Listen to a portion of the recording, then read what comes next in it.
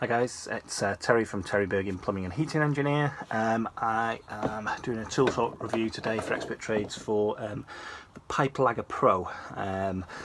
Bought this installer this year, 2018. Saw it on show there and thought, oh, that actually looks like it could help me out a bit, save me a bit of time. I've not used it too much yet. I've not had to do that much lagging, so I'm still getting used to how it works and how it cuts. So, you know, obviously I think once you get using this a bit more often, you can you actually save you a lot of time. Basically what it does is you can pop your lagging into the little former here. It will adjust to different sides of lagging, and they say that it does armor flex as well, which is actually pretty good because I know it's a pain sometimes to cut. The lagging I've got here isn't the best for this. It's a bit small, so obviously you want to use a larger size lagging, but it'll just help you do your 90-degree cuts and things like that. It'll help you do your T's and 45s as well.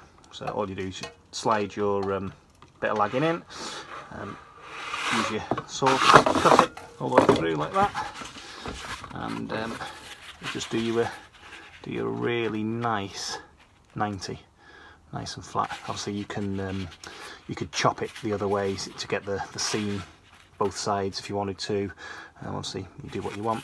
It will also do a T that I had a go at earlier.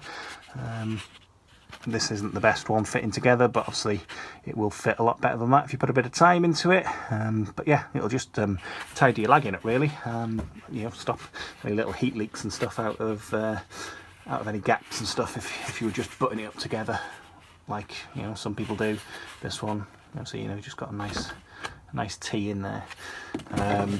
Really good bit of kit. I think I paid, it was 15 quid for the guide set. Also it's got these bars here so you can extend it out further, and it was 15 quid for the saw, which is mega sharp, and a little sharpener obviously when it gets a bit blunt. I've just attached it to the arm of that.